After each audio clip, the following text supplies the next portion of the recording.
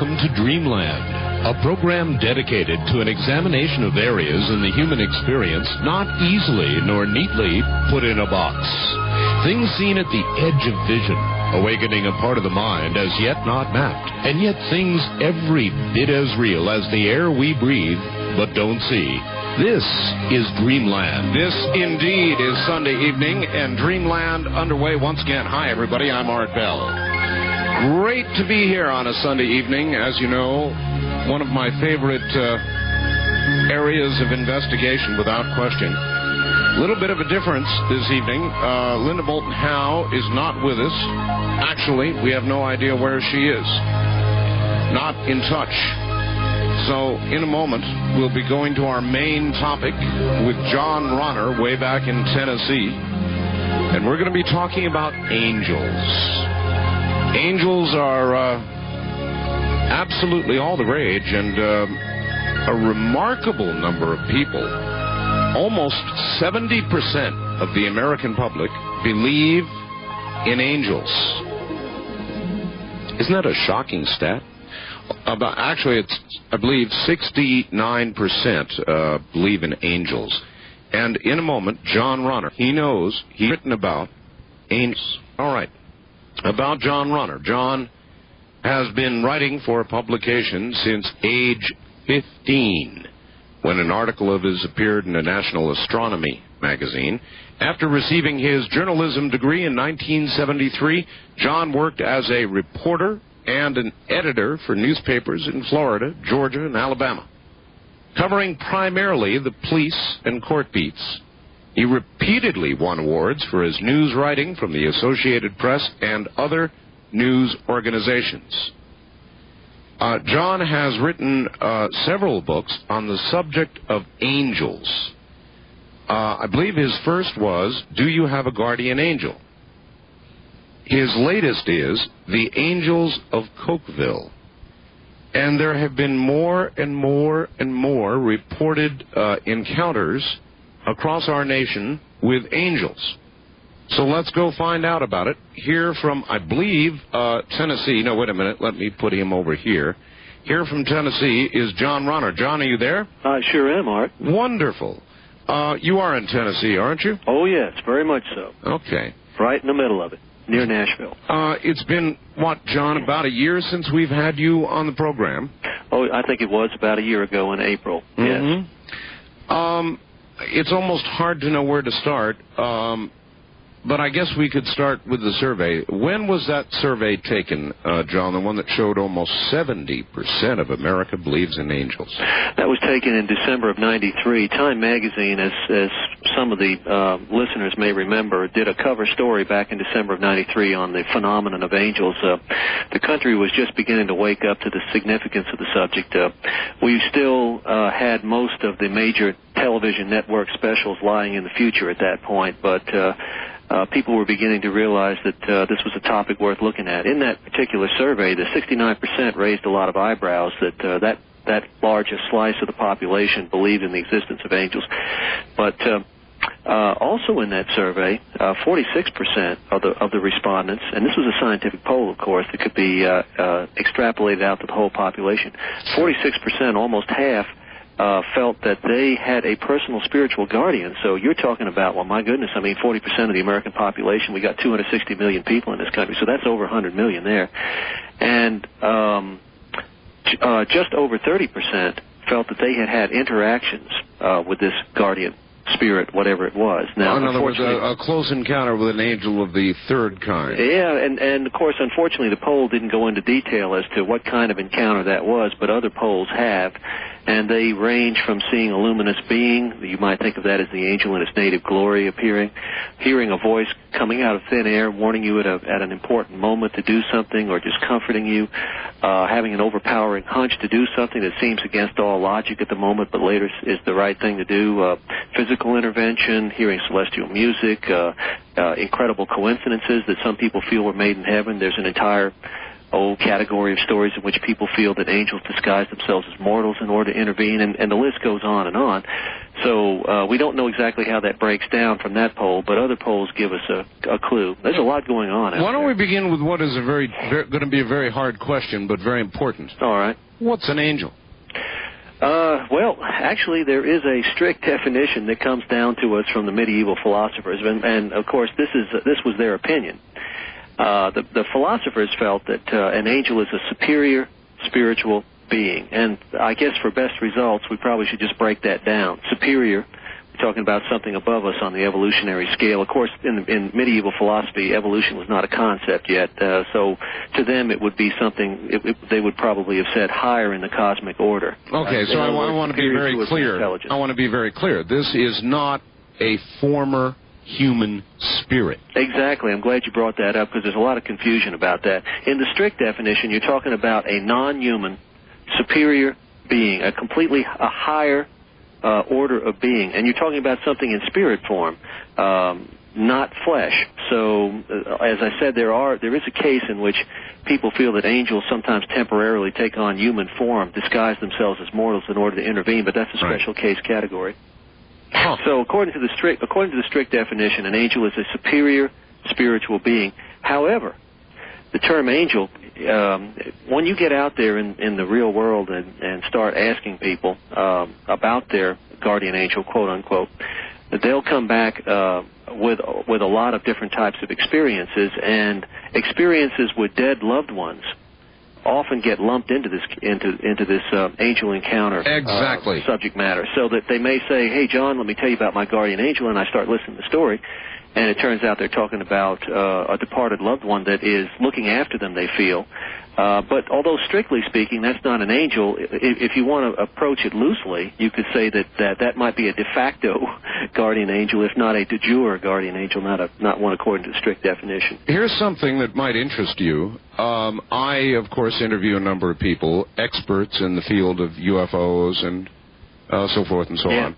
And a couple of them that I've interviewed recently, John, have suddenly, inexplicably, begun to talk about angels. Yeah. And I kind of wonder if there's beginning to be a crossover in the field. Well, there's always been kind of a linkage there. I often get asked about that. Some parapsychological observers, I guess for want of a better term, have constructed the term EHE, exceptional human experience, as kind of a blanket term to cover all sorts of paranormal experiences, everything from angel encounters to UFO contactee cases and so on. I think what they're trying to get at is that the spiritual reality that is larger than our physical world encompasses a lot of possibilities out there, and as you said at the beginning of your program, it's not always easy to wrap all this stuff up into neat little packages. Sometimes there's a crossover. Well, what about the perception of the person having the experience? In other words, if we have a fairly heavily religious person who has an experience with an entity, are they not likely to, in their own mind, say, this is angelic or this is from God? Oh, sure. Yeah, obviously, versus somebody, maybe even a UFO buff, who will see something and say, aha, an ET. It's perfectly human to frame experience in one's own frame of reference. I mean, in the near-death experience, for example, religious figures are often viewed, and especially when the being of light, this superior spiritual being that is very much angel-like, it's overwhelmingly loving, profoundly wise. It can appear at the time of, say, a life review, where you see every tiny action of your life played out in front of you for purposes of moral or spiritual evaluation, and a person may come back having experienced this awesome being of light as a superior spiritual being, and they put labels on it according to their own beliefs. They may say, well, I saw Jesus, I saw God. Or they may just say, I saw an angel. If they're a secular person, they may say, I saw a being of light. Hindus who have had near-death experiences have often reported that they saw Yama, the judge of the dead, and so on. So the labels may vary. But the thing that's interesting is, at least with the appearance of the luminous being as a component of the near-death experience, they very often report, they seem to be describing the same thing, which is kind of intriguing. Intriguing and comforting. in a way. Yeah, well, you know, everybody's searching for some sort of proof that there is a life that extends beyond this one. And by the way, in all the studies you've done, John, how sure are you that there is a life after this one? Oh, that's a great question. I would say this. Personally, I'm convinced of it. I don't want to sound like a true believer. I don't want to sound like an ideologue, because I'm none of those things. In fact, I'm opposed to being that sort of thing. I'm not a fundamentalist in any stretch of by any stretch of the imagination, whether in the religious or the non-religious realms. But I personally, yes, am convinced. I've seen enough to satisfy myself. I would agree with the skeptics out there that there is no scientific proof that a spiritual realm exists, in the sense that we've shown it beyond a reasonable doubt, as the lawyers like to say. But I would feel that, again, to use a legal term, there is a preponderance of the evidence in favor of a spiritual realm, and that anyone who takes a little bit of time to investigate it on his own will, I think, come to the same conclusion. What we have out there is not proof, but circumstantial evidence. And, you know, there's a difference between proof and evidence. In other words, we don't have a smoking gun. No proof. All right, if I were to ask you telltale signs. Right, if I were to ask you for a guess and say, John, do you think if proof ever comes, it will come in the scientific area, or it will come from an exploration of our own mind, in other words, some turn inward? Or we just may simply never, ever prove it one way or the other? Yeah, that's possible. I think that if proof comes, it could come either way, and there are indications that it is coming both ways. I mean, there are developments in science itself that are seriously undermining the materialist philosophy, the idea that the physical is all there is. And by the way, I call it a philosophy. I didn't call it a science. Yes, sir. This idea that the physical is all there is, the skeptics often get that confused with science. It has nothing to do with science. It's sort of a religion that has attached itself to science over the last 2 centuries. What I'm referring to when I say scientific developments, I'm talking about things like quantum physics, that branch of physics that deals with dimensions smaller than the atoms. It's shown us that the external universe out there needs our consciousness to be real. Those subatomic particles are not discrete little BBs that are independent of us. If a scientist doesn't observe them, they literally have no existence. And while this may seem strange and bizarre to somebody not familiar with this, there's no dispute about it among physicists. We have to look at them in order for them to be real. And depending on how we look at them, they can change their nature. If we look at a photon, if a scientist conducts a certain type of observational experiment on a photon, looks at it one way, to put it in plain English, it will act like a little particle. Einstein did that at the early part of this century. Right. If another scientist looks at it a completely different way, it'll act like a light wave. And if it's not looked at, it has no existence in and of itself. This is quite shocking. And Niels Bohr, the great mind in physics in the 20th century, he had this in mind when he said that anyone who is not shocked by what quantum physics has to say about the world has not understood it. And this one little development here has shaken materialism at its root. And you've got the Gaia hypothesis, which indicates that some sort of planetary intelligence may be in effect guiding and causing the systems of the Earth to interact with one another to maintain conditions suitable for life. You've got the anthropic principle coming out of astrophysics, which suggests that we appear to be living in a designer universe suitable for human life against incredible odds. And any one of these things we can go into later if there's more time. Oh, there's time. All right, fine. Radio has a luxury of time. I'll hold you right there for just a moment, take care of a little bit of business. My guest is John Ronner, and John will be back in just a moment. Back now to John Ronner. John. John, I'm not sure how to approach this. There is something that I call the quickening. Maybe it's real, maybe it's not. I've been doing talk radio for about 10 years now. Have you? And I have never, this show, as a matter of fact, for 10 years. Oh, really? Broadcasting for more like 30. But in the last 2 or 3 years, I've begun to notice what I call a quickening of events. More earthquakes, more bad weather, more wars in scattered places, more of just about everything you can name, political events, social upheaval, all of it. Everything that's going on seems to be accelerating. And so I just call it the quickening. It's just, a word. But I wonder if it might fit into those who would somehow or another end up helping us. End up what? Helping us. Helping us. Angels. Yeah, I think, well, what came to my mind when you were talking about that was the fact that I think that our world is in flux, and we clearly see signs of that. I think even the materialists would concede that. You've got a technological revolution. We've gone from Kitty Hawk to Voyager in about 70 or 80 years. Exactly. To me, humankind is in a stormy adolescence right now. We've had a long childhood stretching out for thousands, even you might argue hundreds of thousands of years. We're in a stormy adolescence, and I think we're headed toward a more mellow adulthood shortly. And we shouldn't be too discouraged by the. I think Shakti Gawain pointed out that you can look at all this turbulence one way. You can be distressed by it and say, oh, this is terrible. The world's going to hell in a handbasket, and that's the usual way that people look at it. Sure. Or you can take the positive look and say that, well, we're kind of working out our problems, and you don't do that without a little bit of dislocation.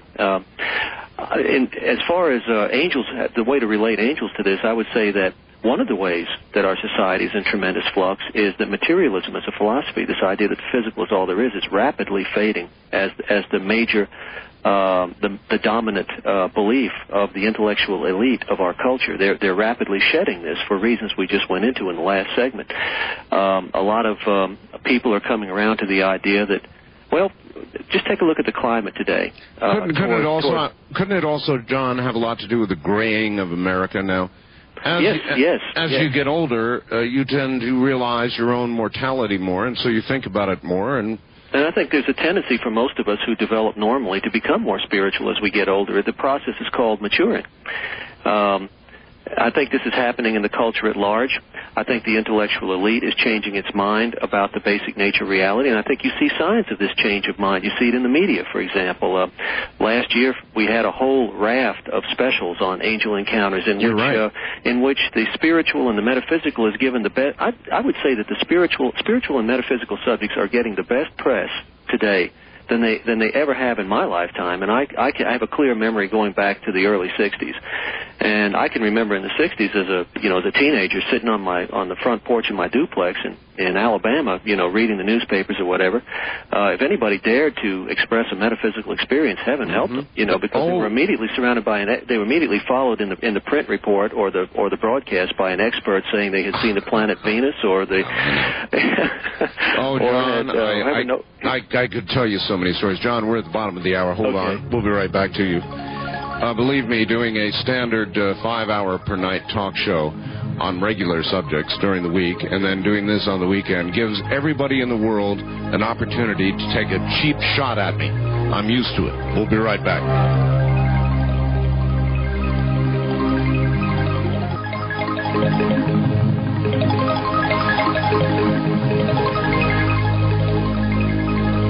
This hour of Art Bell was recorded for rebroadcast at this time. Please do not call.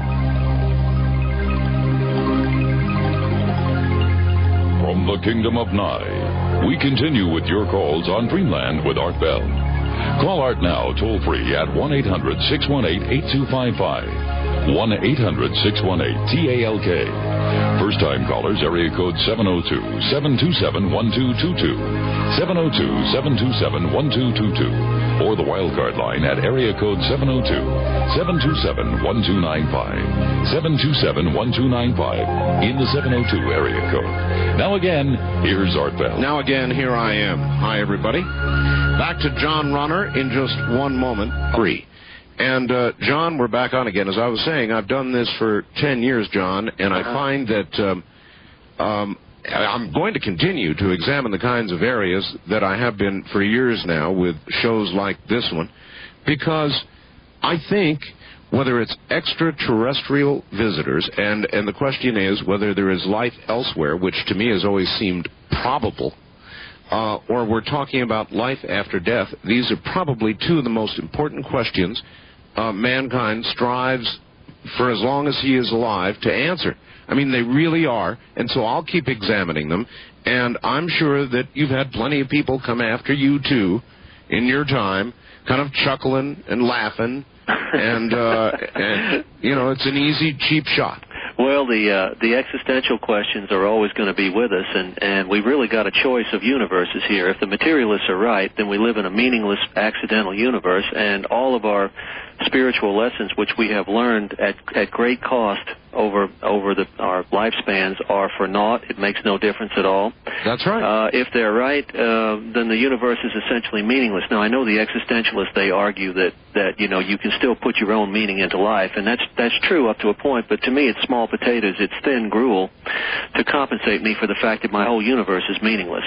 And it also, I want to get back to what we were talking about a while ago. The heartening thing about this is there is some circumstantial evidence out there to suggest that a spiritual realm actually exists. You don't have to be credulous. You don't have to be empty-headed, as some skeptics often suggest, in order to believe in all of this. Let's take the near-death experience, for example. This is one of the things that impressed me so much as a young man. I couldn't. One of the first things I noticed during all of the hoopla about the near-death experience in the mid-1970s, which caught us all by surprise. Very few of us at that time had ever heard of it. I certainly hadn't. Of course, you have the initial stage of the out-of-body experience, and then the journey through the tunnel, which is kind of like a halfway zone between the physical plane and the spiritual realm. Then the person having the near-death experience emerges into the world of light. There they interact with departed loved ones who preceded them in death, and sometimes this superior being of light, this angel-like being of light that we talked about earlier, which sometimes is described as angelic, sometimes as a divine figure. You have the life review, where you see every tiny action of your life in all of its many small details, almost like a morality play, a theater in the round, completely surrounding you in Technicolor. You're right in the middle of it. For many of us, that is a terrifying prospect. It can be terrifying, it can be exhilarating, it can be a combination of both, because you suddenly, for the first time, get into the heads and the hearts of everybody around you, and you see the implications of everything you've done, good and bad. And of course, the people who have had this life review experience have often come back saying that the one thing that struck them the most about it was that all of the things that we consider so important and so big tend to be very trivial and unimportant during the life review when you're looking at it from a higher consciousness. And some of the things that were seemingly trivial, like a little act of kindness or a kind word to somebody in need, suddenly take on tremendous proportions in the life review. It's almost like your priorities are turned upside down. And to get back to what I was going to say, though, is we're familiar with some of the stages of the near-death experience, and evidentially what impresses me about it is that somebody can be lying flat on their back for 15 to 20 minutes with no vital signs, clinically dead, the brain's not working, the electroencephalograph is flatlining, and all of a sudden they come back and they say, the story is, well, I was floating around the room, I was looking down on all of this, I saw the doctor over there doing this, the nurse was crying because I was the same age she was, that's what she was thinking, she didn't say that, and it goes on into 101 different details about what happened while the person was clinically dead, while he had no vital signs, and sometimes they even passed through walls moving into other rooms. My question is this. I've heard the standard explanations from the materialists. Okay, your brain is flooded with feel-good neurochemicals like serotonin and endorphins and whatnot. That's right, yes. To try to ease your transition into oblivion because your body wants to resist the idea that it's all over. Right. I've heard, the problem with all of these explanations is they're non-explanations. And then don't forget none of them explain where you get this knowledge from. Don't forget the brain cells dying from the outside, moving inward. Accounting for what some doctors say is this center core of light. Right? They've come up with that one for the light. Well, all of these theories sound good on paper, so to speak, but if you look a little bit deeper, they don't explain where this knowledge comes from. Experiments have actually been conducted to this effect. Michael Sabum, an Atlanta cardiologist.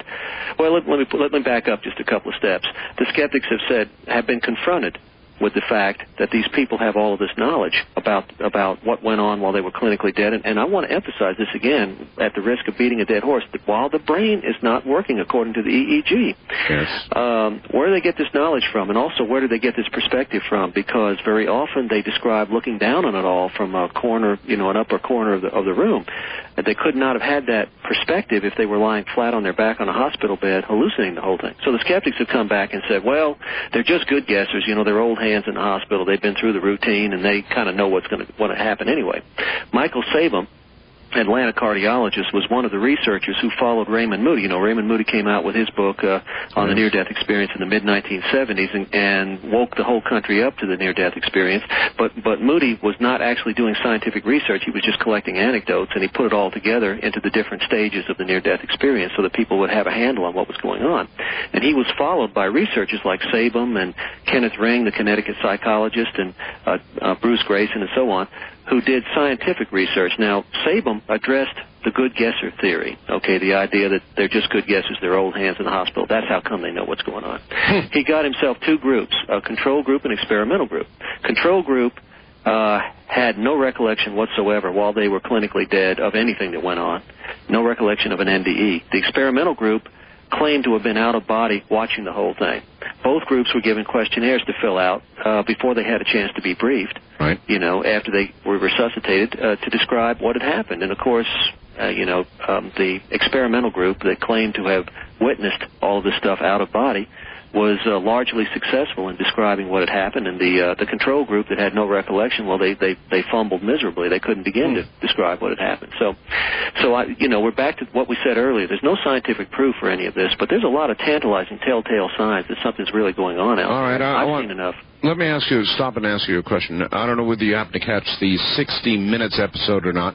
It was on a few weeks ago. No, I missed it, but tell me about it. I'd like to hear this. Okay, well, it covered this poor lady had a brain aneurysm, a big one. In other words, a big bulbous expansion of, a blood vessel or whatever in her brain. Yeah. And there was no way to operate on this lady other than to literally kill her. Now, they reduced her body temperature. Wow. Way down.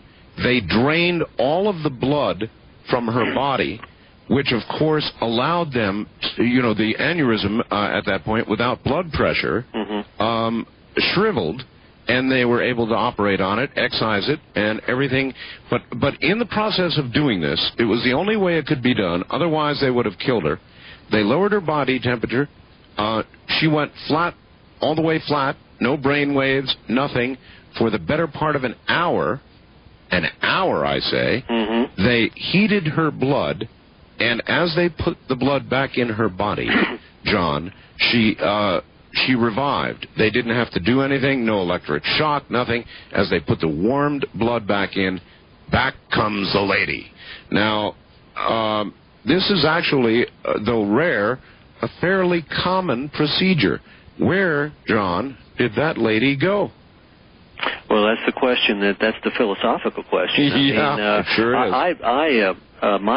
My feeling, my opinion, is that it's entirely possible that people do experience the phases of the near-death experience, but may not have any conscious recollection of it once they come back, and that some do and some don't recall it.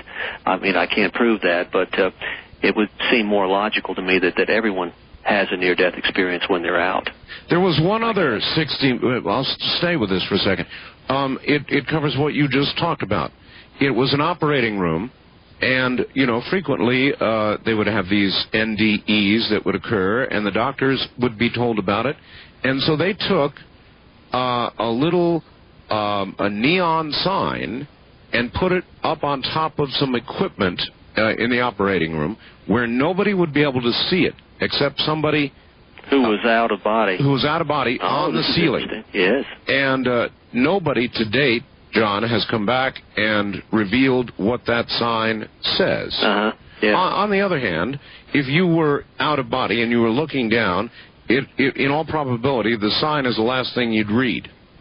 Yeah, it's hard to say. I mean, there are instances where people have reported objects out of sight. So I don't know. I would say that the neon sign definitively disproves the near-death experience. I mean, there was a case in which, one of Moody's cases, in which somebody came back and had allegedly been on an out-of-body flight and had gone out. I think he was hovering outside one of the windows of the hospital, many stories up from the ground. He saw a sneaker sitting out on the window ledge. He came back into his body and mentioned it to the medical personnel, and they checked, and sure enough, there was the sneaker. Wow. I interviewed Sandy Rogers for one of my books. She lives in Lebanon, Illinois, and she was popping in and out of her body during life-saving surgery being performed on her after she tried to commit suicide. And she picked up a lot of information about her relatives in other rooms and so on. And so while the neon sign to date has not been deciphered by anybody, there have been other instances in which people have seen things that were beyond their range of vision if they were just lying on the gurney. I'll stay with this for a second. It covers what you just talked about. It was an operating room, and, frequently they would have these NDEs that would occur, and the doctors would be told about it. And so they took a neon sign and put it up on top of some equipment in the operating room where nobody would be able to see it except somebody who was out of body. Who was out of body on the ceiling. Yes. And nobody to date, John, has come back and revealed what that sign says. Yeah. On the other hand, if you were out of body and you were looking down, in all probability, the sign is the last thing you'd read. Yeah, it's hard to say. I mean, there are instances where people have reported objects out of sight. So I don't know. I would say that the neon sign definitively disproves the near-death experience. I mean, there was a case in which one of Moody's cases in which somebody came back and had allegedly been on an out-of-body flight and had gone out. I think he was hovering outside one of the windows of the hospital many stories up from the ground. He saw a sneaker sitting out on the window ledge. He came back into his body and mentioned it to the medical personnel, and they checked, and sure enough, there was the sneaker. Wow. I interviewed Sandy Rogers for one of my books. She lives in Lebanon, Illinois, and she was popping in and out of her body during life-saving surgery being performed on her after she tried to commit suicide. And she picked up a lot of information about her relatives in other rooms and so on. And so while the neon sign to date has not been deciphered by anybody, there have been other instances in which people have seen things that were beyond their range of vision if they were just lying on the gurney. So you've examined lots and lots of cases of apparent intervention by angels or angelic figures or beings of light. If I were to ask you, which I will in a second, to recount to us in some detail the very best one or the best proof you've ever heard to date, I wonder what you would say. And in a moment, we'll find out what he says. We'll be right back. 03. All right, back now to John Ronner, subject angels. John, what would you say is the best case? Well, I tried to list a few candidates here. I took this particular story for the new book. In fact, I titled the book "The Angels of Cokeville" after this. Cokeville is a small town in Wyoming, a ranching community. Back in 1986, a psychotic genius by the name of David Gary Young, he had an IQ of about 180. To give you an idea of what we're talking about here in terms of intellect, an IQ of 130 is 1 in 100, an IQ of 140 is 1 in 1,000. And Young had an IQ of 180, but unfortunately he was a warped genius. He built a bomb that took up an entire shopping cart, rolled it into an elementary school in Cokeville, and took the entire school hostage, about 150 kids plus about 10 or 15 adults. My goodness. And he said he wanted a rap session with Reagan. He wanted $2 million per hostage. But an examination of his diaries after the incident revealed that he secretly intended, no matter what happened, to take the ransom and blow all the kids up, including himself. He had this crazy idea that he was going to reincarnate in a new dimension called the Brave New World, and he'd be like a resurrected Pharaoh. You know. This man's story. As a crane operator, I got into a situation where my crane would have tipped over if a dangerous situation was not brought to my attention. My crane had an extreme load on the hook, and one of my outriggers was sinking into the pavement. When an outrigger loses its stability, the crane tips over and can cause loss of life, or at the very least, damage to property. In this case, 4 men could have lost their lives. I noticed nothing wrong since my crane was swinging the heavy load to the men. Somebody, now listen to this, somebody wearing carpenter whites and no hard hat, he's got that underlined, no hard hat, called my name, pointed to the ground and said, "You're outrigger." I saw that my crane was about to go, and I was very busy swinging the heavy load away from the lives in jeopardy and was able to keep it from tipping. Later, I tried to find the man that saved the crane and those guys' lives. I couldn't find him. I described him to the other guys. They didn't know him. He was dressed as a carpenter, and the level of the building he was on had only laborers. He had no hard hat on. That would have meant immediate termination. I later thought about it. Now, I believe an angel was sent to save these men's lives. Again, from an anonymous author and location. That was for you, John. What do you think? Oh, I think it's a classic story. I really appreciate the fact that he took the time to send it in. This is an example of the angel in disguise, or what many people feel would be the angel in disguise, and certainly that's the facts. The man who faxed that's his opinion. In this kind of category of experience, the angel looks like a human being, acts like a human being, but there are so many uncanny little details surrounding the incident that by the time it's over, as in the case with this crane operator, the person is convinced that this could not have been a human being after all, despite the fact that it looked to be that way. Wouldn't it almost be necessary, on occasion, they would disguise themselves in a form that we would understand so as not to totally throw the person off? Yeah, I'm glad you brought that up because I forgot to touch on that. Right, the crane operator feels was an angel in this case disguised himself as a carpenter in whites, and yet there was no hard hat on his head. And oftentimes there are anomalous little things like this. In a typical angel in disguise story, you might find yourself broken down on a deserted road. The helper tends to appear out of nowhere at a critical moment. You didn't notice him coming, and then disappear again at another critical moment. When your attention is diverted, once the assistance is rendered. Another little key feature of this, which happened in this incident, is other people never see the helper, just the person who needs to see him. It's a widespread.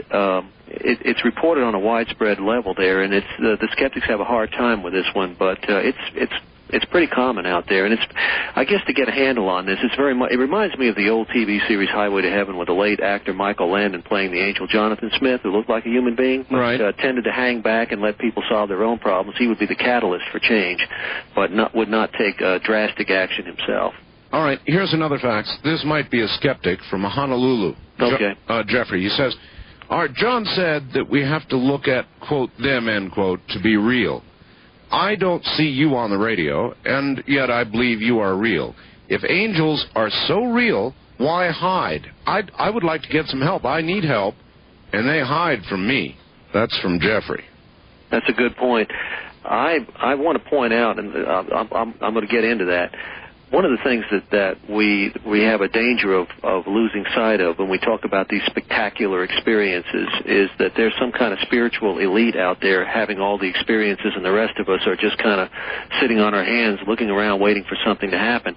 I don't think that's the case. I think we're all surrounded by spiritual forces. We're immersed in it, and we are touched by the heavenly and by the angelic.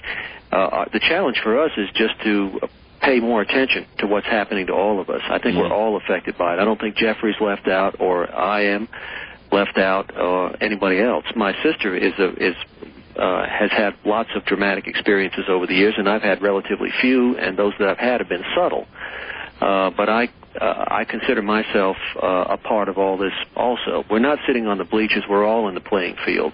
And the more you pay attention to this phenomenon, the more it comes into your life. I think, first of all, we're all affected by meaningful coincidence or synchronicity. That's probably the most common way that the other side touches us in our day-to-day life. You know, William Temple said, when I pray, coincidences happen, and when I cease to pray, they stop happening. And people who have kept diaries of synchronicities in their life have noticed that they have increased in frequency and in intensity. And what were you going to say, Art? Well, I was going to say is what I would generally call intuition, or a very strong intuitive feeling that if I do this, I'm a dead duck. That's another good example. Yeah. Is that an example? I think intuition, the hunches that we have, are another very, very common way that we are all affected by this phenomenon. Probably the most dramatic example of a hunch type of experience that comes to my mind immediately was a lady in Wisconsin who, let's see, how did that go? Her two sons were out on a joyride, and all of a sudden she was seized with this horrible feeling of dread that they were in mortal danger, and without really understanding why, she found herself bursting into tears. She flopped on her bed and started crying and praying for their lives. She had no logical reason to do any of this. A short time later, the two boys come in. Their faces are pale. And the story is that their car had been surrounded. Their car had stalled on a street and was surrounded by an armed, hostile gang, armed with baseball bats and guns, banging on the windows of the station wagon with a full force pounding of baseball bats on these windows for 2 minutes. One kid was in the back seat with his head right close to the window, just inside, of course. And as he happened to kind of glance outward, he saw the head of a baseball bat come down with full force on the outside of that window, and it hit the window. The window didn't crack. The window didn't spider, but the baseball bat cracked in two when it hit the window. Something, the kids felt, was keeping the windows from cracking or spidering or even shattering. Protecting. Now, we can argue back and forth about, gee, maybe that's a little far-fetched, John. Are you trying to say that the angels turned that car into an armored presidential limousine? Well, we can't prove that happened, but we do know that their mother, on some level, was keenly aware of the danger that they were in and prayed for them, and perhaps that prayer had an effect on saving their lives. Eventually, they got the car started and they got out of there, got away from the gang. Hey, John, have you heard any stories about angelic appearances with reference to the big explosion in Oklahoma City? Well, you know what? I heard, I caught just a passing reference in just a garden variety news report. There was so much mega information coming out of there. Somebody had mentioned an individual who claimed that an angel had led him out of the wreckage through some kind of corridor or whatever. I don't know if anybody else out there in Radio Land heard the same account. I was intrigued by that.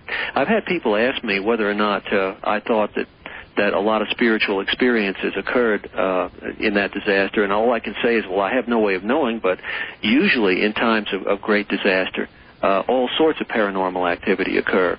If nothing else, a lot of people are aware on a subconscious level of the disaster and steer clear of it.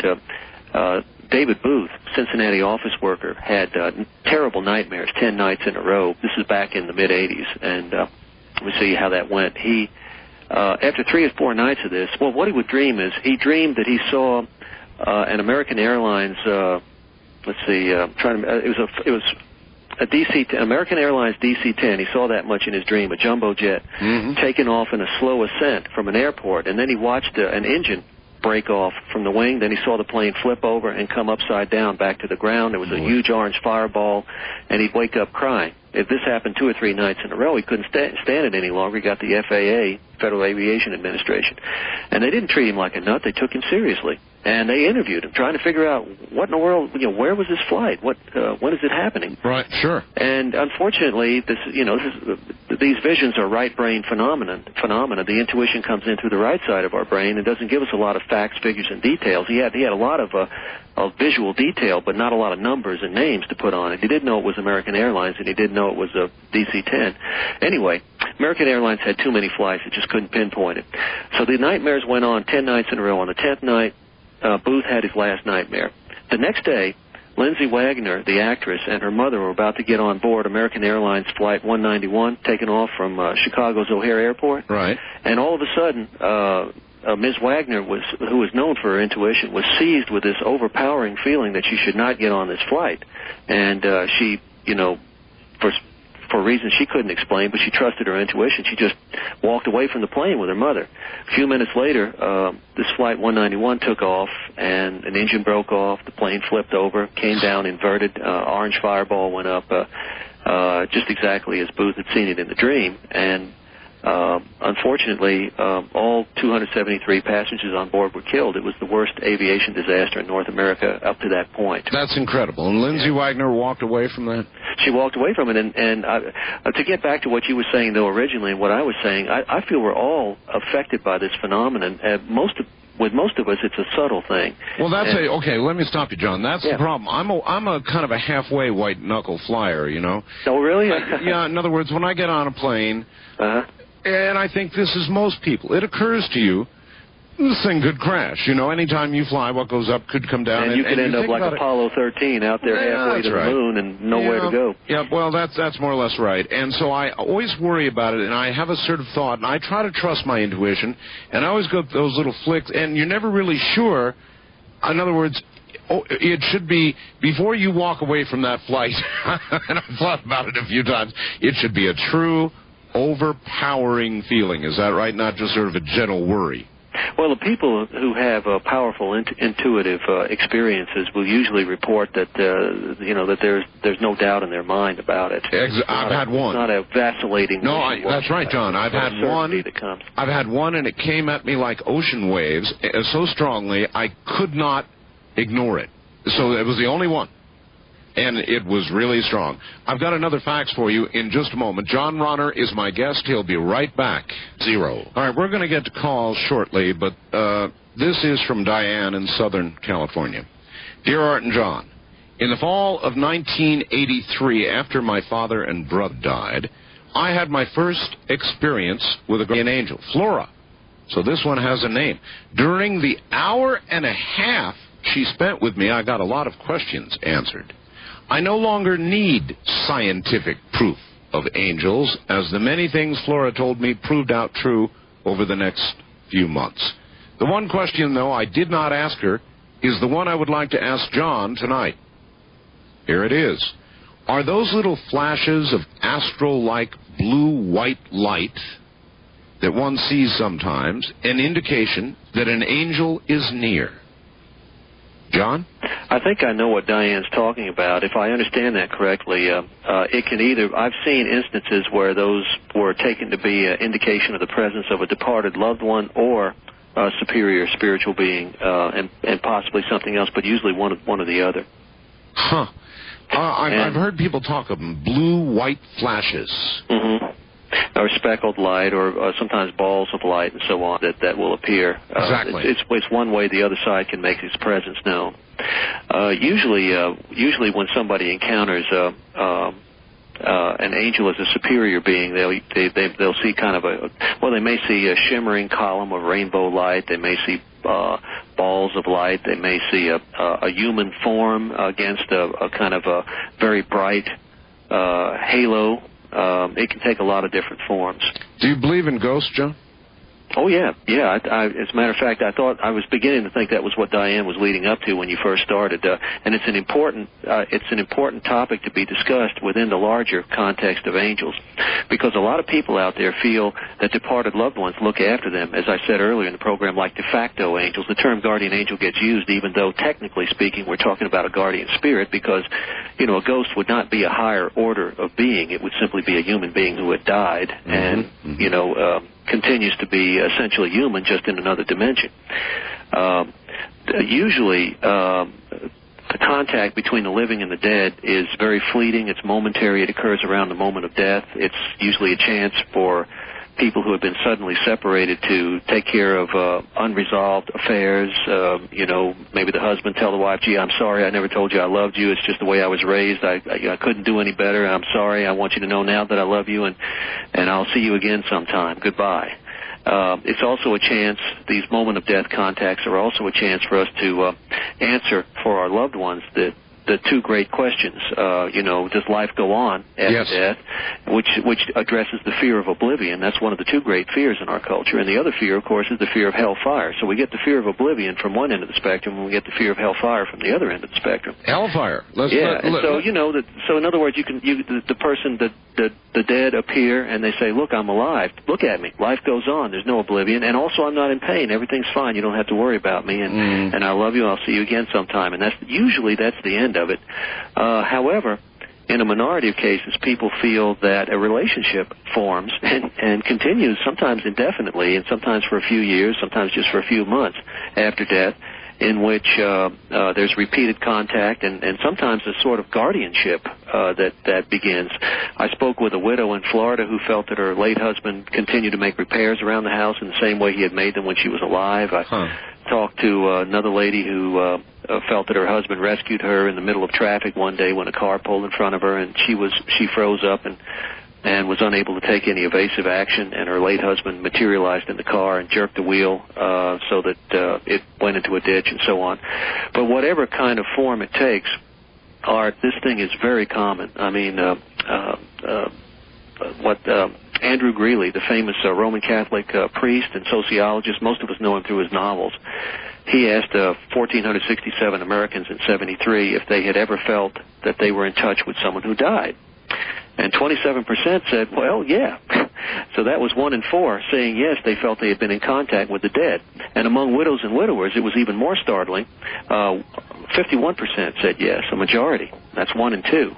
And Greeley went back 10 years later and did the same survey with another scientifically selected group, and the numbers were even higher. They went up into the 30s overall, all right, and into the 60s among widows and widowers. All right, John, hold it right there. We're at the bottom of the hour. We'll be back. Yes, we're about to begin taking phone calls, so get ready. John Ronner is my guest. The subject, angels.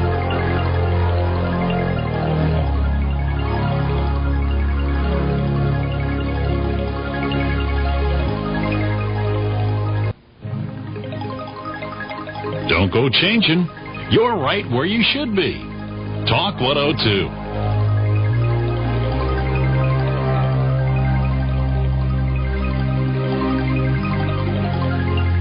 From the Kingdom of Nye, we continue with your calls on Dreamland with Art Bell. Call Art now toll free at 1-800-618-8255. 1-800-618-TALK. First-time callers, area code 702-727-1222. 702-727-1222. Or the wildcard line at area code 702-727-1295. 727-1295 in the 702 area code. Now again, here's Art Bell. Now again, here I am. Want to add, and we're going to talk about photography in just a moment. It's a very interesting question. Back now to John Ronner. John, you heard me talking about the photograph that we've got. Are there any photographs of angels? There are. I'm not aware of angels having been photographed per se. Well, sometimes I've run across people who feel that they've seen patterns of angels in clouds and whatnot that they've photographed. I'm sure it's happening. Just because I don't know about it doesn't mean it's not happening. No one's ever sent you one. Excuse me? No, nobody's ever sent you one. No, I haven't run across it, but it's probably happening out there. Spirit photography, of course, has a long and colorful, checkered history, and I don't dismiss it. I do think that that overall it's valid. Of course, there's been a lot of problems with fraud and so on, but still, I think in some it's a valid thing. All right, I want to go to the phones, John. Let's take some calls. East of the Rockies, you're on the air with John Ronner. Where are you calling from, please? Oklahoma. Oklahoma. Welcome to the show. Thanks. Well, first I was going to mention... Okay, hon, I can barely hear you. Talk into the phone good and loud for us. Okay, can you hear me? That's better. Okay, first I was going to mention the Alpine... the advertisement that you have. Yes. I have some of the Alpine 150s in my house. Yes. And I was just going to tell the people out there that they really are neat because, if you have, a little doggy accident or a baby accident or whatever kind of accident and it makes, the cat smell or the floor smell, you can just aim that thing right at it. And I know. I've got one too. So, anyway. Anyway, I was going to ask him, do angels, people that see angels, they're not with these craft and flying saucers and everything like that, are they? Well, Pete, that's a good question. In other words, where are all these angel encounters coming from? What types of people are having the experiences? Yes. That's a really good question. We haven't even touched on it at all tonight. This phenomenon crosses the board. You have people who are traditionally religious. You have people who are secular. You have metaphysically oriented people, all sorts of people having these experiences. And what has really surprised even me is that this interest in angels and the experience of them is almost becoming a global phenomenon. One of my books, Know Your Angels, was recently translated into Japanese, and I would never have thought that the Japanese would be interested in this, but I suppose they have their own Buddhist traditions. I know that you have the Bodhisattva in Buddhism, which is a mortal who has broken the wheel of karma and yet chooses to remain on Earth. It's very much angel-like in order to help others with their evolution. So it is interesting that certainly within our neck of the woods, all sorts of people are interested in this phenomenon. All right, this one, another fax. Would you ask your guest, Art, about angelic appearances on the battlefield and the appearance of the war witch in odd moments during combat. Never heard of the war witch. Well, that's an interesting expression. The war witch is probably colloquial just for, any kind of spiritual event that occurs on the battlefield. Oh, yes. Battlefields are places of great stress. And whenever you have a lot of stress, you often have metaphysical experiences because, now the skeptics say, well, you have metaphysical experiences in times of stress because the mind's snapping. But I like to think, I suspect, that what's really happening is that stress puts the mind spontaneously into an altered state of consciousness, which enables us to perceive other realities that our normal waking consciousness doesn't make available to us. So battlefields are places of great stress, and so you have a lot of experiences. In World War I, many of the soldiers along the Allied war front were claiming to have seen angels and saints and whatnot during an Allied retreat from Mons, Belgium. That became a very famous series of incidents, and many of the older generations still remember that to this day. Closer to our time, Raymond Moody, the near-death researcher, interviewed a gentleman who, during World War II, was being approached by a strafing warplane, and as the bullets, headed straight toward him, kicking up the dust, he was, feeling horrible, a terrible fear, feeling that he would die, and all of a sudden, he was within the aura of something beyond himself, a very pleasant, calming aura, and he suddenly felt totally at peace and wonderful. And he heard a voice speaking to him out of thin air, and it said, "I'm here with you, Reed. Your time has not yet come." So the battlefield is because, I think, of the stress factor, is a place where very commonly you have an interface between the physical world and the spiritual world. All right, before we go to more calls, every line's ringing, but I want to ask this, because everybody wants to know. I sure do. You probably won't have an answer. And you have all these great stories about people that have been saved by angels. Oh, yeah. I know it's coming. Yeah, sure you do. But there are so many children in Oklahoma City, children across the nation, innocents, wonderful people, killed, no intervention. They're just killed. Yeah, just like the plane crash we just talked about a while ago. I mean, Lindsay Wagner walked away from the plane, but where were the angels of the other 200-plus passengers? Yep, that's the question. That is it. Why do angels go on vacation? Why is my angel working but yours is out to lunch? That's good. Why? In the book of Acts, you have Stephen is stoned, but a couple of chapters down, Peter is freed by an angel. I think, first of all, as you said, there isn't really no answer to this. It's been asked for thousands of years, and I've never come across anybody that had a completely satisfactory answer. I'll throw a few things out, and with no hope of it really totally satisfying. Right. Some people have pointed out, well, first of all, a lot of bad things that happen in this world are of our own making. Let's not start blaming God and angels for World War II. World War II, for example, got started because nationalism ran wild and racial hatred ran wild and infected millions of people. And you ended up with trillions of dollars worth of damage and millions of lives lost, all man-made. Secondly, people have pointed out that there's a very popular metaphysical theory that we come into this world deliberately with a choice, by choice, that we have our life roughly sketched out or mapped. We have a life plan. We choose to have certain experiences before we incarnate. Now, this is, I'm not saying yay or nay to this theory. I'm just throwing it out for discussion. And that we may choose to experience tragedy, maybe a long wasting away from cancer to teach us what it's like to be helpless and to have others love us and care for us, or vice versa, to learn how to care for others who we love. Some people have argued, Emerson, for example, talked about the law of compensation. The Hindus call it karma. The old-timers just say what goes around comes around. This is another idea. This is the idea that what we put out into the world, that the world is our mirror, and what we put out into it is reflected back to us by whatever we put out in word or deed comes back to us. Kind of an elegant way of saying God's will. Yeah, well, it's the idea that we create a lot of the misfortune that comes to us is a reflection of what we have put out into the world.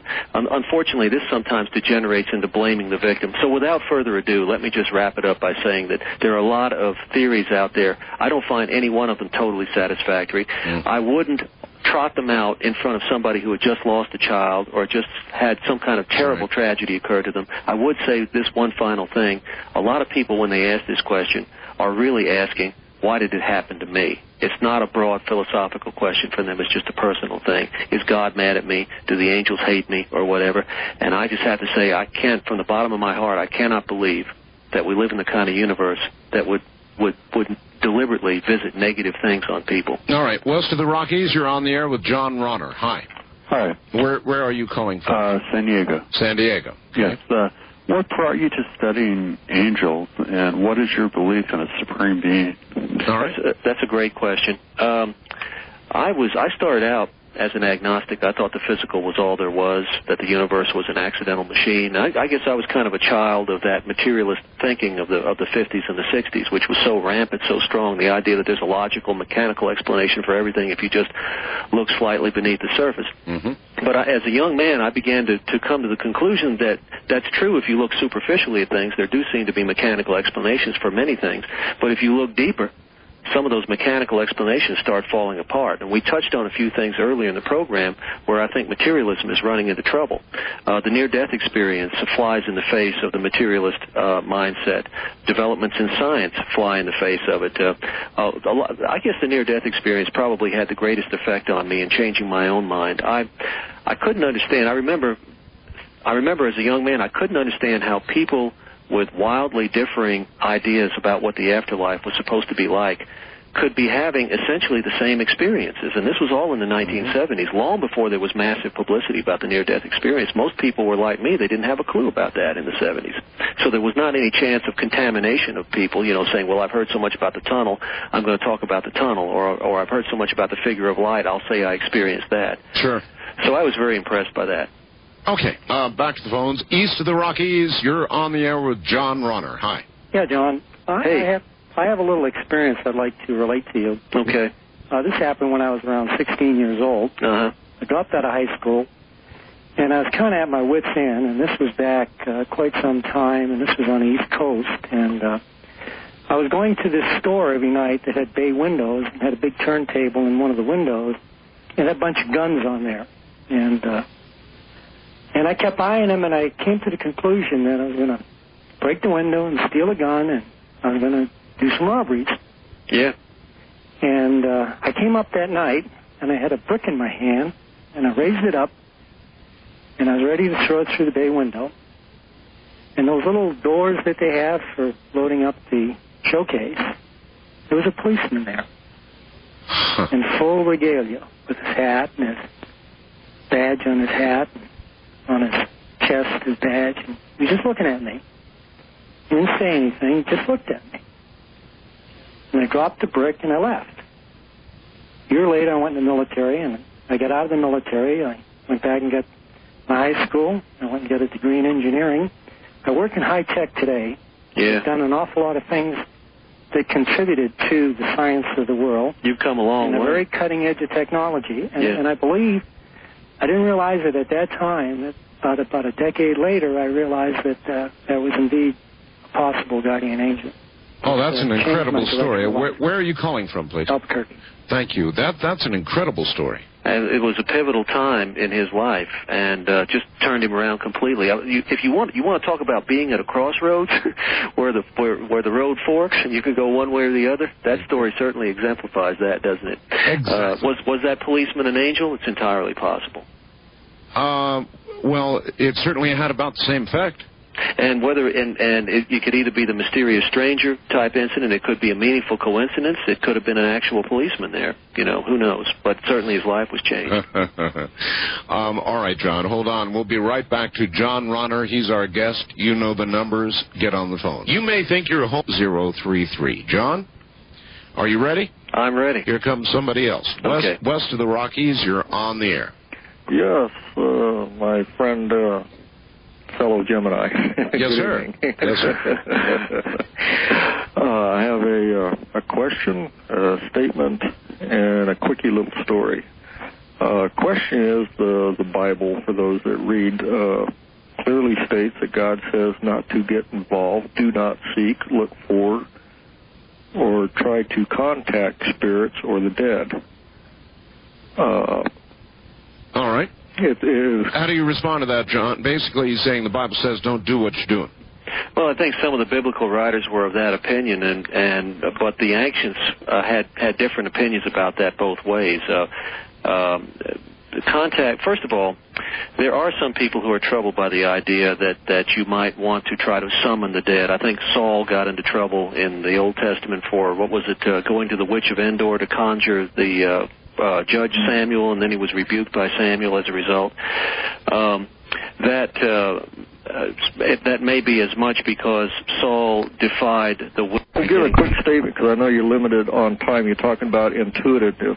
Yes. I've led my life that way, and sometimes even take it for granted as something that I have seemed to have either learned or acquired early in life.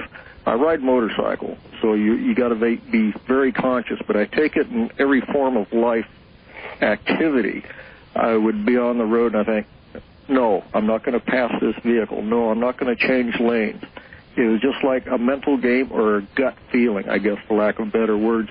And sure enough, had I have done what most people or you commonly see people do, or maybe you've done yourself, yes, there would have been an oncoming obstruction of some form or another in the road. Another quick story here.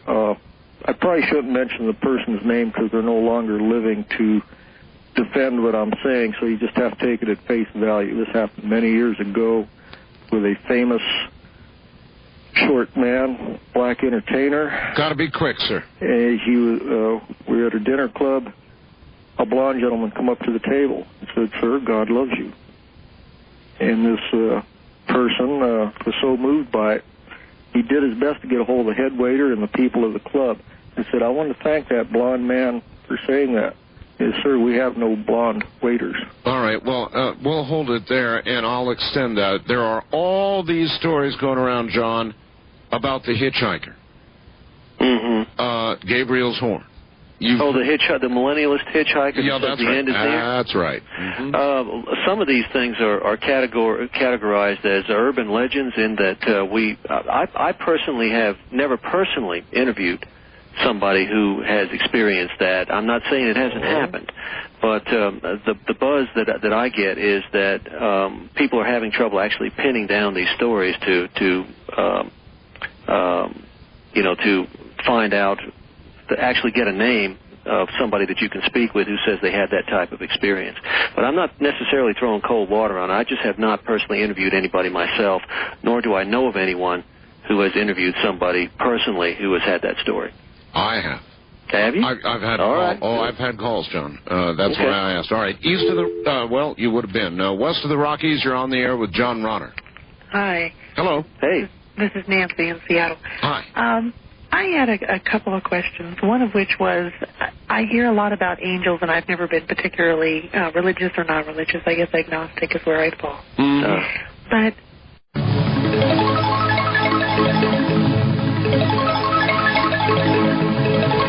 this hour of Art Bell was recorded for rebroadcast at this time. Please do not call.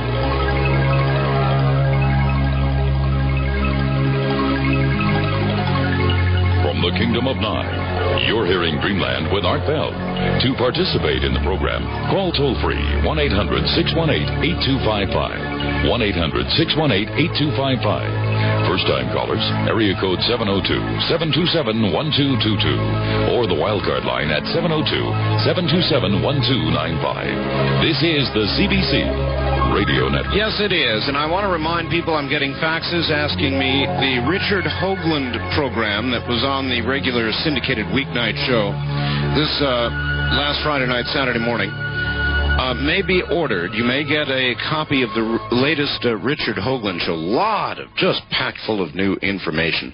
Or you can get a copy of the program you're hearing right now, or any other Dreamland program, or one more or you can get a subscription to our newsletter, which is $29.95 a year, and is now coming out with color photographs, I might add, of our Orient trip in the next issue if you get it ordered now. The number to call for all of this is 1-800-917-4278. Now, that line's open now or 24 hours a day. Write it down, please. 1-800-917-4278. John, here's one for you. A missionary deep in the South American jungle had been trying for some time to convert a local tribe to Christ. No success. The chief finally had enough of these trespassers and brought a full division of warriors down on the missionary and his family.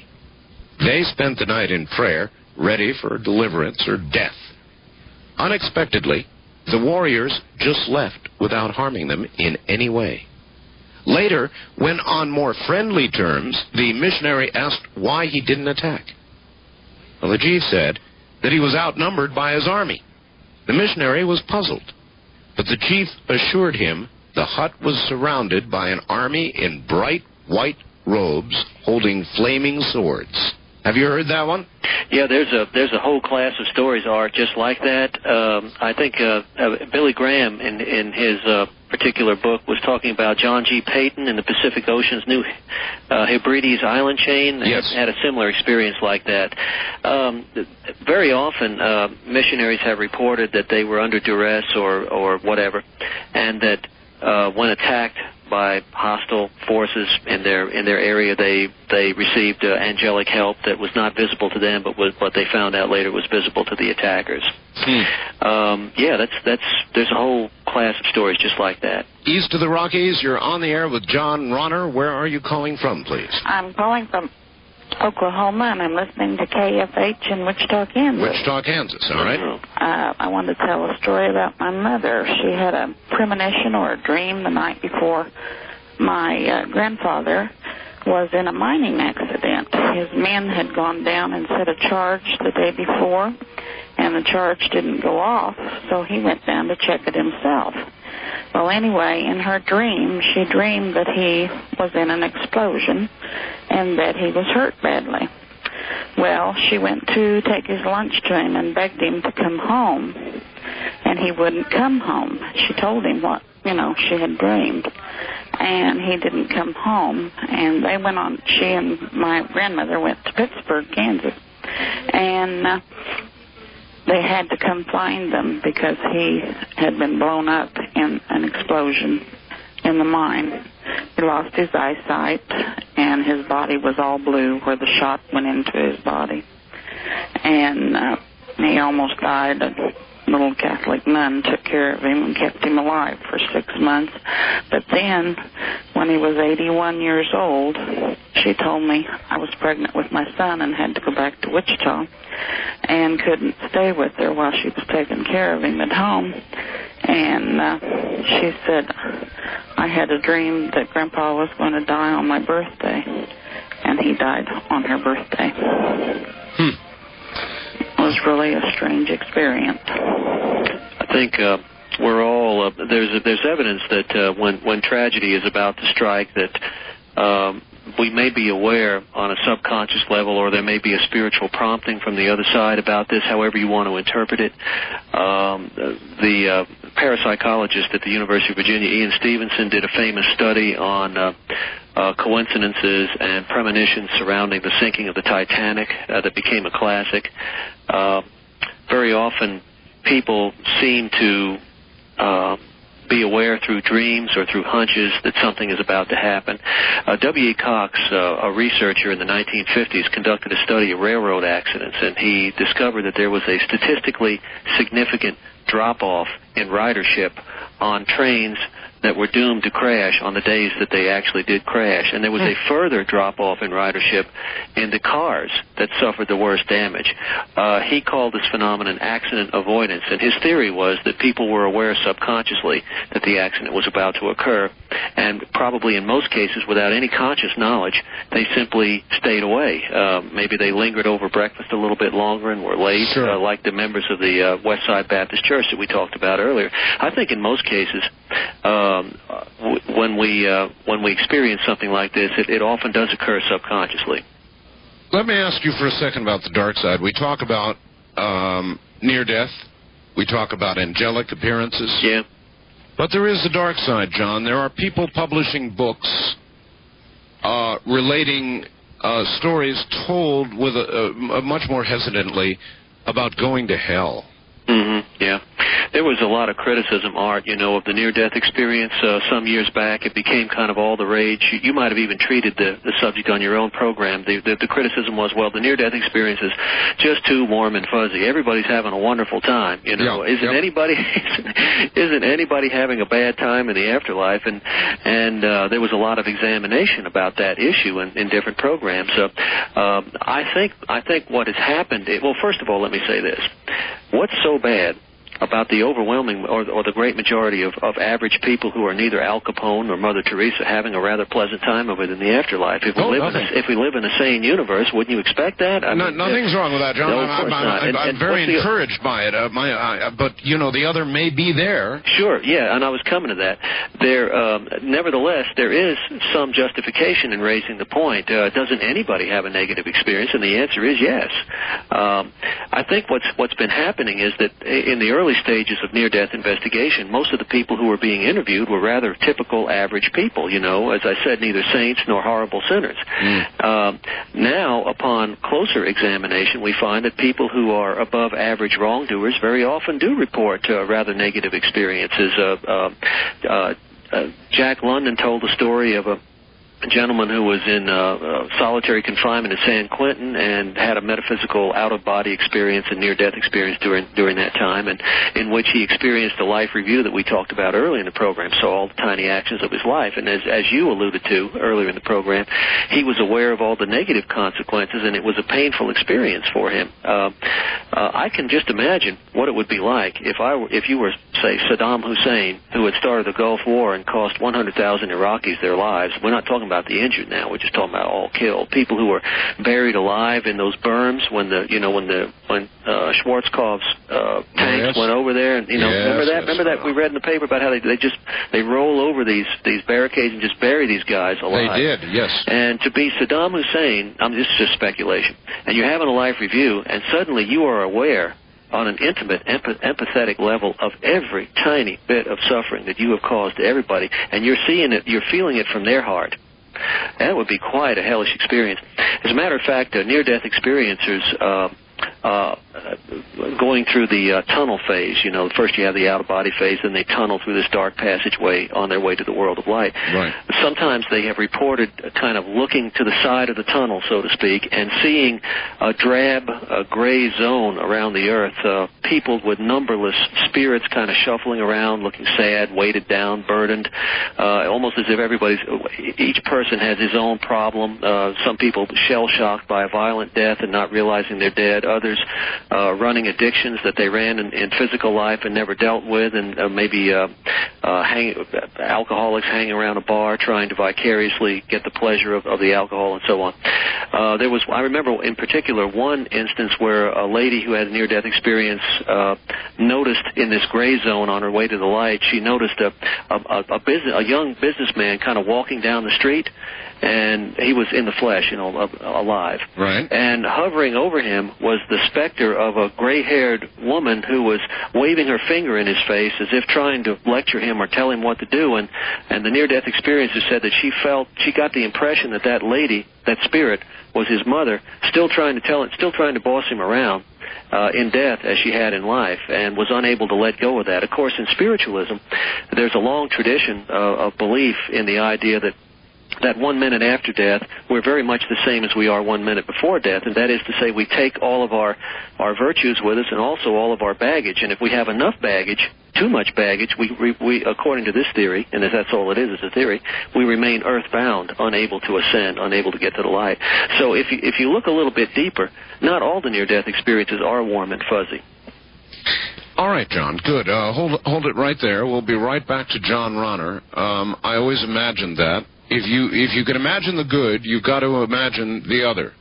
And if one exists, it seems to me, it argues for the existence of the other. And we'll be right back. 3, back now to John Ronner. John, are you there? I'm here. All right, a lot of phone calls, so let's keep going. East of the Rockies, you're on the air with John Ronner. Hi, where are you calling from, please? I'm calling from San Francisco, California. You're on the wrong line. Oh, I'm sorry. That's quite all right. Now we'll go west of the Rockies. You're on the air with John Ronner. Hi. Hi, Art. You got the Washingtonian Druid up here in this KONA country. Yes, sir. Tri-Cities, I believe. Yes, that's correct. I just wanted to call you up there and kind of warn all your listeners about this type of stuff. There are a lot of evil angels out there, and sometimes they like to cause a little bit of mischief now and then. I had some experiences beforehand with this type of thing, so you kind of want to watch out because they do tend to cause a little havoc now. Well, all right, that's a good point. I remember the old Disney movies where you got the good little guy over here and the bad little guy over here. John, are there any cases you could document of the bad little guy leading people into a disaster instead of the other way around? Well, I can't think of anything right off the top of my head, but the thought that I did have about what the caller was saying is the principle here is to watch out, be careful that not all spirits are benevolent. And I thought of the New Testament principle of discerning the spirits, the idea that you should test the validity of the advice you're getting, the validity of the experience itself. And if I think Ignatius of Loyola, the great theologian from the 1600s, the founder of the Jesuits, actually elaborated a system for discerning the spirits or testing whether the experience is bona fide or not. The idea was, first, I think one of the major points was to see what effects the experience is having on you. Are you becoming more spiritual or less so? Is life becoming easier and more clarified for you, or more confusing and more negative? These are some of the issues that crop up. Huh. All right. East of the Rockies, you're on the air. Where are you calling from, please? Albuquerque, George, again. Again? Oh, you're only allowed to call one time per show, sir. 2 years ago. Oh, you mean you haven't called in 2 years? Right. Oh, well, that's not... What's on your mind, George? I expected you to remember. Well, I'm sorry. I was just thinking you two gentlemen could conduct a grand experiment. Art Bell, you have a tremendous audience, and if you could ask them all to meditate on an improvement of a certain kind that could be verifiable, and Mr. Parr could help you with that. John Ronner. All right. He's talking about an experiment. Have you ever thought of doing that, John? I've done that. For example, I have taken a little object, I think it was a pen, and balanced it on my table, knowing I've got millions of people out there. And I said, come on, everybody, let's push this pen over. Stupid pen sat right there. Is it like that with angels? I mean... Well, first of all, we were talking about whether an experiment has been performed, and you could say that an experiment of sorts of that ilk is already underway, and that's the mass meditation that generally occurs around the Christmas season every year for world peace and world stability. Yes. Some people have argued that the gradual raising of spiritual consciousness on the part of politicians and the peace that seems to be breaking out all over the world, although some will take issue with me, they'll point to Bosnia and so on, but I'm talking about things like the fall of communism, the formation of the United Nations coalition to police Iraq, and so on. Peace really is breaking out in a lot of countries, and if you follow the international news, for example, Angola just recently ended a long-standing war. Some people have said that all of this meditation is having a subtle effect on the politicians and just on the planet at large. I suppose it would be bad karma to try and get together and meditate on causing a blood vessel to break in Saddam's head, eh? Yeah, and that gets back to that. You just jogged me on the original point of this whole thing. The idea that I wanted to point out that angels generally are not believed to be capable of manipulation. They're superior beings, so you would not be able to, force angels to do anything. That's been the most common belief. Of course, I'm sure that, as with everything else in metaphysics, there's no unanimity of belief. So Yes, I do think it would be bad karma. Yeah, it's kind of like sitting there and demanding of God that He supply immediate proof of His existence to you, or you're going to stop believing. Oh, sure, and I think that I think that a lot of the mystery and the challenge of life would be removed. One of the things that we didn't touch on this earlier when we were why you asked the question, why do angels go on vacation? And one point that I didn't make was that a lot of people argue that our existence here is a great adventure. And if anytime you're going to have a great adventure, things have to go wrong. If every time you did a show you had a 100% rating, whether it was a great show or a middling show or a bad show, you'd be bored stiff after a few days. That's true, John. We'll be right back with whatever it is we've got going right now, and it's good. Stay right there.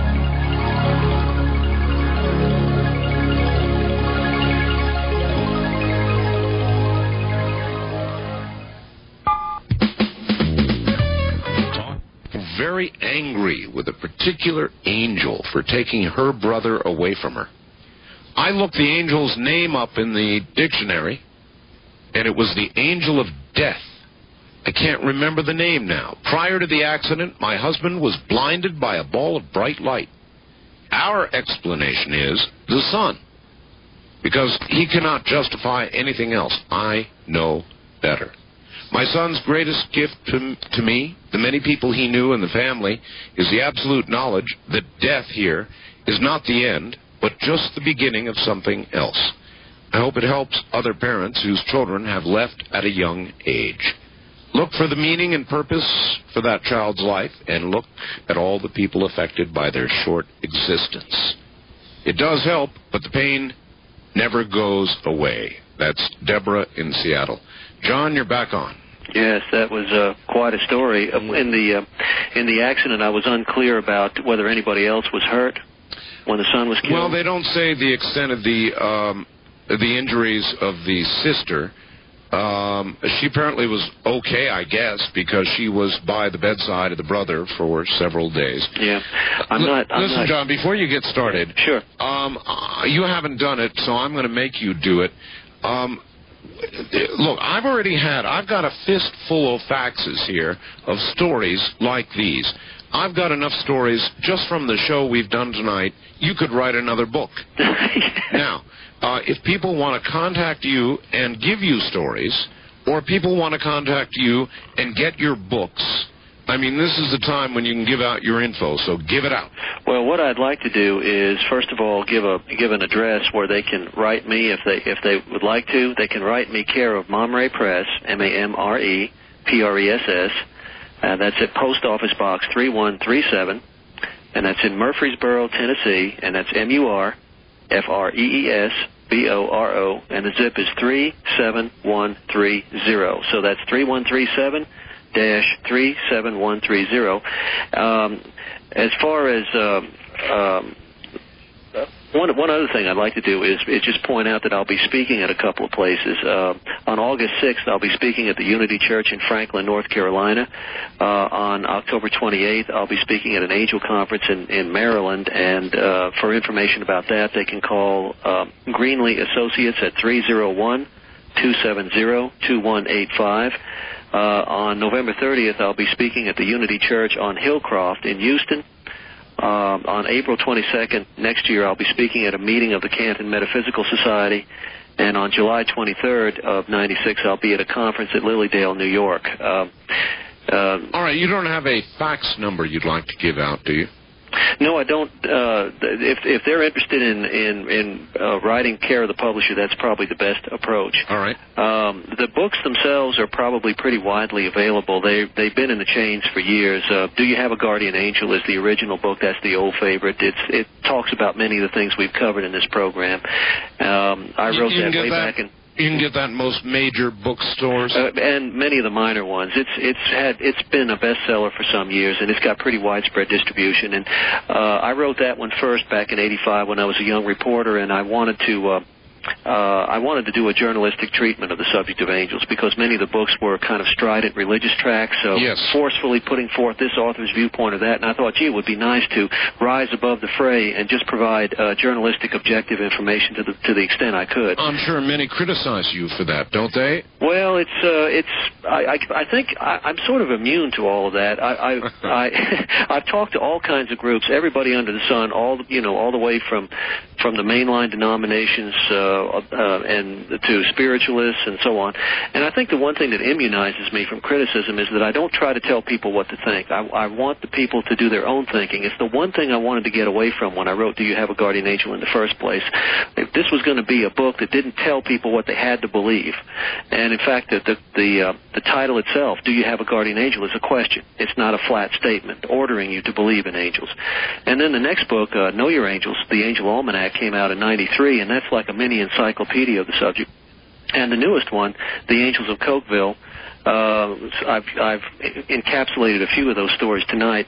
That is a collection of what I consider to be the outstanding angel encounter stories that I have ever run across in the last 10 years of talking to hundreds of people about it. Excellent. All right, back to the phones. East of the Rockies, you're on the air with John Ronner. Where are you calling from, please? El Paso, and I got a low battery on my side. El Paso, Texas. All right. Kind of in between the Rockies. Anyway, I'm sure you've heard, I think I heard you mention it once before, but that light theory at the end of the tunnel? Yes. Yeah. It's a trick, according to people. It's true, sir. Thank you. Let me relate this, John. An old friend of mine who is a UFO buff, almost the granddaddy of UFO investigation in this country, John Lear, the son of Bill Lear, the Lear jet guy. Uh-huh.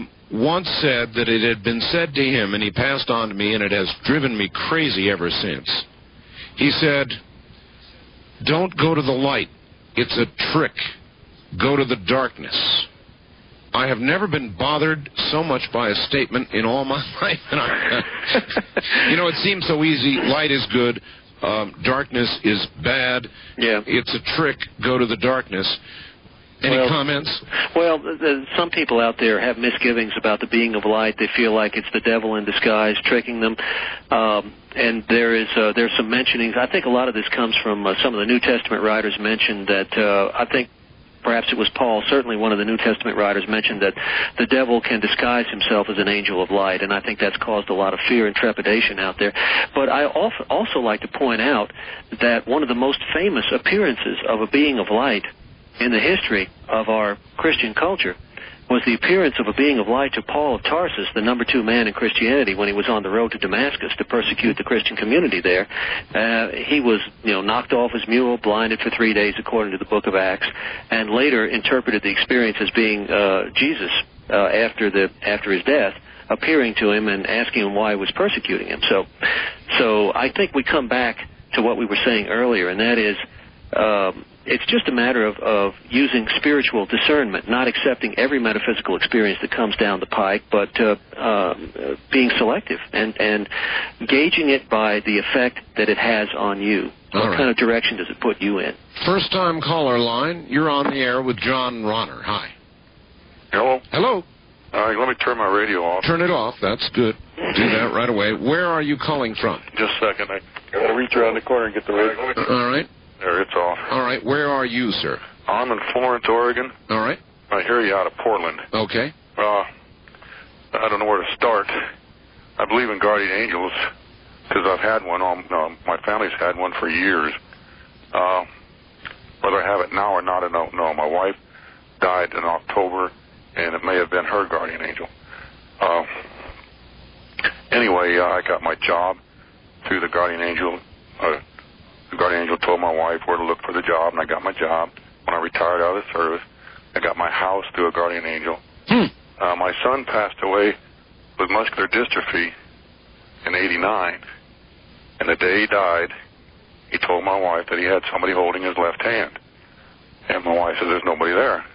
She said, but there's somebody holding my hand, Mom. And apparently there was, because he died that night. And but there was many cases in my family where the guardian angel helped us. Never got us the greatest things, but always kept us right on the verge of disaster. You know what I mean? Yes, thank you. John, it begs a good question, and that is, he said he thought the guardian angel might have been his wife's. Now, does it seem true to you, John, that guardian angels follow one particular person versus another, and then when that person is gone, and then so is the guardian angel? Would that? Well, the most common belief, Art, is that each of us gets a guardian angel. This is just the most common belief in our culture. Has been that each of us gets a guardian angel at birth. That angel stays with us until death, at which time there's a separation. Most of the medieval theologians accepted that particular idea. It doesn't make it right. And that everybody gets a guardian angel. It doesn't make any difference, whether, if you're Joseph Stalin or if you're Albert Schweitzer, you're still going to get one. Okay, so then would you say some of them are lazy? Some of them are no-count guardian angels versus ones that will stop trucks and stop accidents? In other words, this goes back to the what happened to the other angels, right? Yes.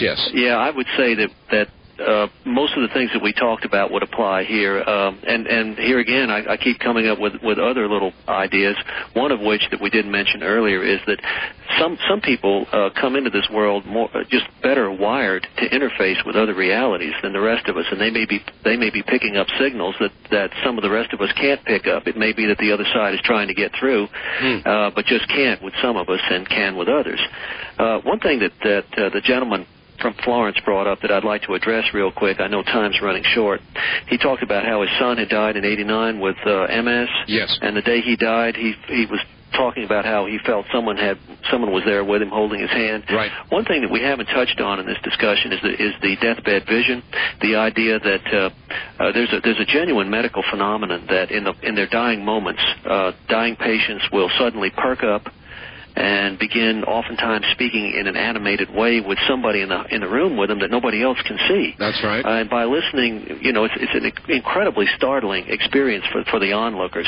And for those who listen to one half of the conversation because they can only hear the dying patient talk, it becomes clear that the patient feels that someone is there in the room with them to escort them into the beyond, to take them at the moment of death and lead them on. Sometimes it can be an angel that they may be feeling that they are with.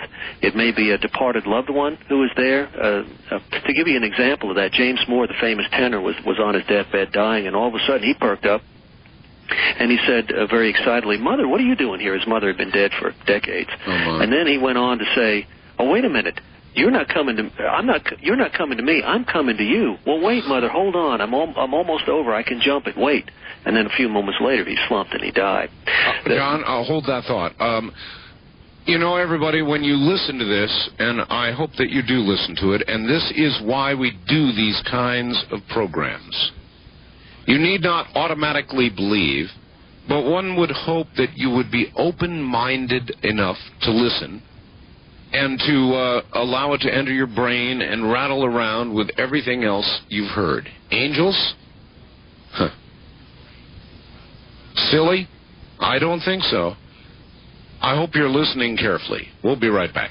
North American Trading has done a very wise thing. You see, not very long ago, we interviewed Steve Jurich, who is an investment analyst with North American Trading of Scottsdale, Arizona. We talked about every aspect of the economy. We talked about newsletter carries an unconditional money-back guarantee from the publishers. Again, that's 1-800-830-9830. All right, back to the phones. John, we've got very little time, but east of the Rockies, here's somebody in El Paso, Texas. Hello there. Hi. You're on the air, sir. Okay, thanks.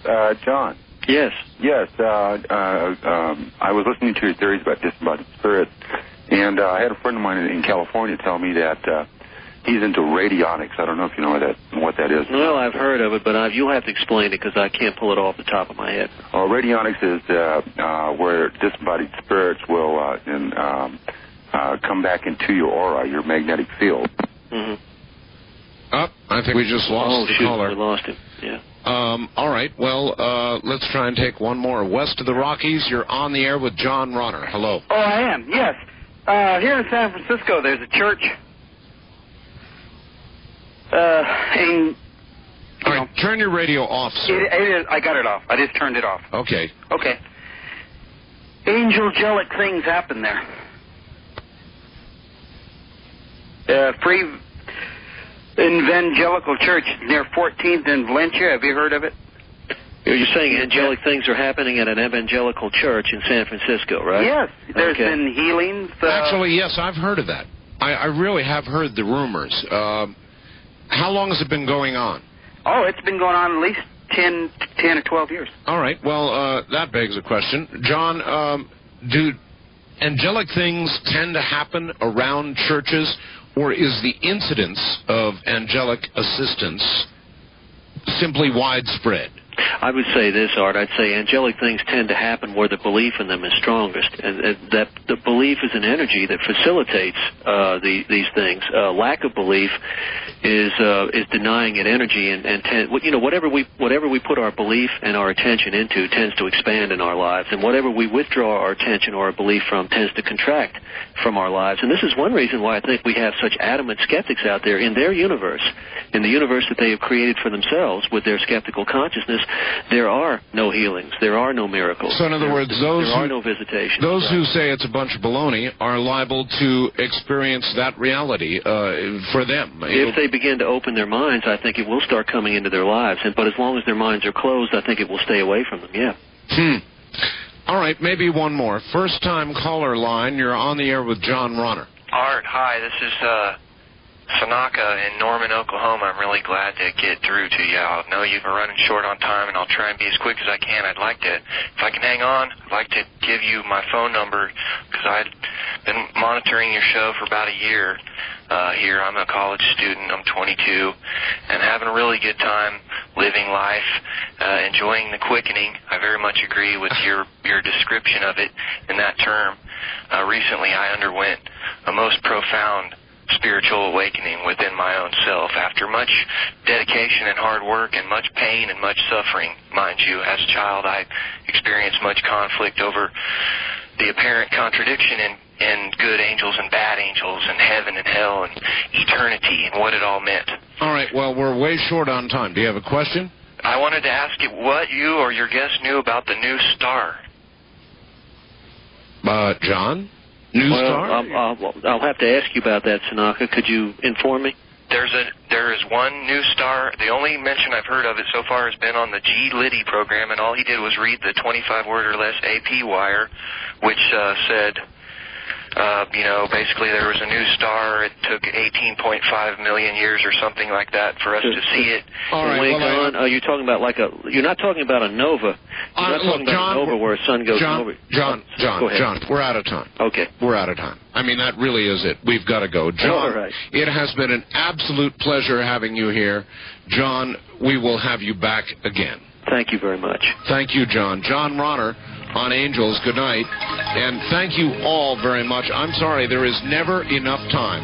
Don't forget our bulletin board service number, area code 702-727-1709. To get a tape of this program or any other, call 1-800-917-4278. From the high desert, good night. This has been Dreamland, a program dedicated to an examination of areas in the human experience not easily nor neatly put in a box. Things seen at the edge of vision, awakening a part of the mind as yet not mapped. Yet things every bit as real as the air we breathe but don't see. Please join us again next week at this time for Dreamland.